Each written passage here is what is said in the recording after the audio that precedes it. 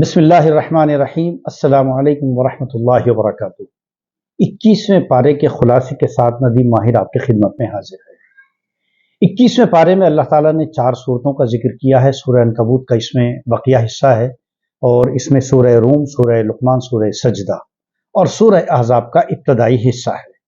سورہ عنکبوت میں اللہ تعالیٰ نے 3 باتوں کا ذکر فرمایا۔ نمبر 1 تو یہ اس میں تلاوت اور نماز کا حکم دیا گیا کہ قرآن کی تلاوت کرو اور نماز قائم کرو۔ دوسرے نمبر پر نماز کی فضیلت یہ بیان کی گئی کہ نماز کا سب سے بڑا فائدہ یہ ہوتا ہے کہ آپ کو برائیوں سے نماز روکتی ہے اور بے حیائی سے روکتی ہے نماز۔ تیسرے نمبر پر بیان جو ہے وہ دشمنان دین جو تھے ان کی ہٹ دھرمیوں کا ذکر کیا گیا کہ کس طریقے سے یہ یہود و نصارہ اور مشرکین اور کفار ہٹ دھرمی دکھاتے ہیں اور آپ صلی اللہ علیہ وسلم کو تکلیف دیتے ہیں۔ اور پھر اخیر میں اللہ تعالیٰ نے دنیا کی بے ثباتی کا ذکر کیا کہ یہ لوگ اس دنیا پر اتنا اتراتے ہیں، اس مال اور دولت، اس جاہ و حشم اور اس کرسی پر اتنا ان کو غرور ہے، اس دولت پر، لیکن یہ تو بے ثبات ہے دنیا۔ تو دنیا جو چند دن کی ہے، 1 سیکنڈ میں انسان ختم ہوتا ہے، یہ دنیا ختم ہو جاتی ہے، سب ختم۔ پھر دوسرے نمبر پر سورہ روم ہے۔ سورہ روم میں اللہ تعالیٰ نے 2 پیشین گوئیاں دی۔ نمبر 1 تو یہ کہ 9 سال کے اندر اندر روم یعنی جو عیسائی تھے اہل کتاب، یہ ایران کے بت پرستوں پر فتح پالیں گے اور یہ لوگ غالب آ جائیں گے۔ ایک تو یہ آپ نے، جبکہ اس زمانے میں جو ایران کی جو وہ تھی بت پرستوں کی جو بادشاہت تھی وہ بہت بڑی بادشاہت تھی، تو کسی کے وہم و گمان میں بھی نہیں تھا کہ یہ لوگ مغلوب بھی ہو جائیں گے، لیکن آپ صلی اللہ علیہ وسلم کے ذریعے الف لام میم غلبت الروم، کہ ابھی تو یہ مغلوب ہو گئے لیکن بعد میں پھر اللہ تعالیٰ ان کو غالب کرے گا، تو اللہ نے یہ پیشن گوئی کی۔ ایک اور پیشن گوئی یہ کی کہ اسی عرصے میں مسلمان جو ہے وہ مشرکین پر فاتح ہو جائیں گے اور فتح پالیں گے۔ چنانچہ اللہ تعالیٰ نے دوسری پیشن گوئی غزوہ بدر کی شکل میں مسلمانان کو یہ دی، تو یہ دونوں پیشن گوئیاں سورہ روم میں بیان کی گئیں۔ دوسرے نمبر پر اس میں توحید کے ضمن میں اللہ تعالیٰ نے کی عظمت کی کچھ نشانیاں بیان کی گئی ہیں۔ پہلی نشانی تو یہ بیان کی کہ اللہ تعالیٰ چیزوں کو ضد سے پیدا کرتا ہے، یعنی اپوزٹ سے پیدا کرتا ہے، مردے کو زندہ سے اور زندہ کو مردے سے، یعنی مرغی سے انڈا اور انڈے سے مرغی، ازداد سے یعنی ضد سے پیدا کرتا ہے اللہ تعالیٰ۔ دوسرا یہ کہ انسان کی پیدائش مٹی سے ہوئی ہے، انسان زندہ ہے لیکن مٹی تو مردہ ہے، لیکن اللہ نے اس مٹی سے انسان کو پیدا کیا۔ تیسرے نمبر پر زوجین کی محبت، یعنی میاں بیوی کی جو محبت ہے، یہ بھی اللہ کی بہت بڑی نشانی ہے۔ صرف 2 جملے ہوتے ہیں کہ قبلت یعنی میں نے قبول کیا، اور اللہ تعالیٰ ان 2 جملوں کی بدولت زوجین میں ایسی محبت پیدا فرماتے ہیں کہ جس کی مثال اس زمین پر نہیں ملتی، اور یہ کائنات کا نظام اسی محبت اور اسی الفت سے جاری و ساری ہے۔ اور زمین و آسمان کی پیدائش کا اللہ نے ذکر کیا کہ اگر اس کی پیدائش پر غور کریں تو یہ کوئی سوال ہی نہیں پیدا ہوتا کہ یہ اس پر ایمان نہ لے جائیں، لیکن یہ لوگ سوچتے نہیں ہیں، غور و فکر نہیں کرتے۔ رات اور دن اللہ نے کیا نظام بنایا ہے کہ رات کو نیند غالب آ جاتی ہے، دن میں انسان معاش تلاش کرتا ہے، اپنی روزی روٹی کمانے کے لیے نکل جاتا ہے۔ رات اور دن کا نظام اور اس کی پیدائش یہ یقیناً ایک ایسا معجزہ ہے اور ایسی نشانی ہے کہ جو انسان کے وہم و گمان میں نہیں آتی اور انسان اس کو سوچ بھی نہیں سکتا۔ بجلی کی چمک، بارش اور اس سے غلے کی پیداوار، زمین اور آسمان کا مضبوط اور مستحکم نظام، یہ اللہ نے اپنی قدرت کی نشانیاں بیان کی۔ اس کے بعد سورہ لقمان کا شروع ہوتی ہے۔ سورہ لقمان میں اللہ تعالیٰ نے 3 باتیں تو سب سے پہلے یہ نقل کی کہ اللہ کے قدرت کے 4 دلائل اللہ نے دیے یہاں پر، کہ ایک تو بغیر ستون کا آسمان اللہ نے پیدا کیا، ایک پلر نہیں ہے آسمان پر، اور از ابتدا تا انتہا کوئی جا ہی نہیں سکتا آسمان کی، کوئی نہ تو ابتدا کو پہنچ سکتا ہے نہ کوئی انتہا کو پہنچ سکتا ہے۔ دوسرے نمبر پر اللہ نے بیان کیا کہ یہ مضبوط اور کتنا پہاڑ، دیکھیں آپ پہاڑوں کا نظام دیکھیے۔ ایک دوسری جگہ اللہ نے ارشاد فرمایا کہ ہم نے ان پہاڑوں سے اس زمین کو روکا ہے، اور کیلوں کی جگہ ہم نے اس زمین میں گاڑ دیا پہاڑوں کو۔ تو پہاڑوں کا نظام دیکھیں، اور اس زمین پر رینگنے والے مویشی اور چلنے پھرنے والے اور رینگنے والے حشرات، یعنی کیڑے مکوڑے، ہزاروں لاکھوں مخلوق اس دنیا میں موجود ہیں، کیڑے مکوڑوں کی شکل میں، جن کو ہم جانتے بھی نہیں ہیں، جن کے نام نہیں جانتے ہم، ایسی مخلوقات اللہ نے پیدا کی ہیں۔ یہ اللہ کا نظام ہے۔ اور چوتھے نمبر پر برسنے والی بارش، عجیب و غریب ہے بارش کا نظام، اللہ تعالیٰ برساتے ہیں، اسی بارش کے ذریعے زمین تازہ ہو جاتی ہے، زمین زندہ ہو جاتی ہے، ہریالی اگاتی ہے، غلے اگتے ہیں، سبزیاں اگتی ہیں، پھل اگتے ہیں، یہ اللہ کا نظام ہے۔ اور پھر حضرت لقمان، حضرت لقمان کے بارے میں آتا ہے، کچھ مورخین مانتے ہیں کہ یہ اللہ کے نبی تھے اور کچھ مورخین مانتے ہیں کہ یہ اللہ کے نیک بندے تھے۔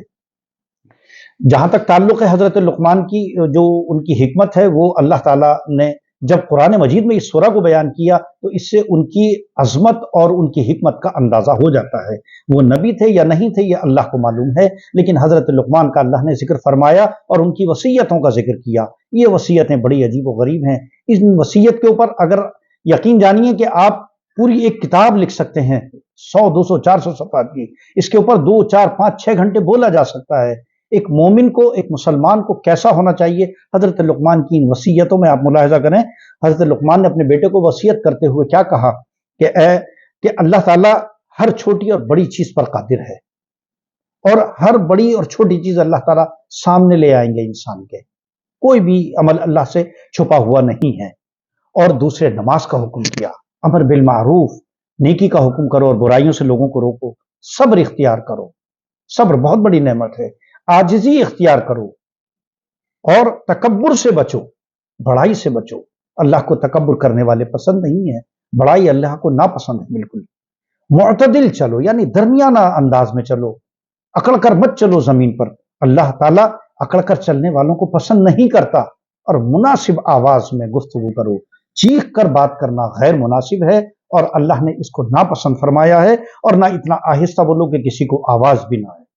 تو یہ حضرت لقمان کی نصیحتیں تھیں، اور توحید کے ضمن میں بتا دیا گیا کہ 5 چیزوں کا صرف علم اللہ کو ہے، کہ بارش کب اور کہاں برسے گی اور کتنی برسے گی، یہ اللہ کو معلوم ہے، کسی کو نہیں پتا۔ کتنی پریڈکشن ہو جائیں، کتنے میٹرولوجی والے جو ہے وہ بتا دیں آپ کو کہ بارش ہوگی ہوگی، لیکن جو سچ علم ہے اور 100% علم ہے وہ صرف اللہ کو ہے۔ قیامت کب آئے گی یہ صرف اللہ کو معلوم ہے۔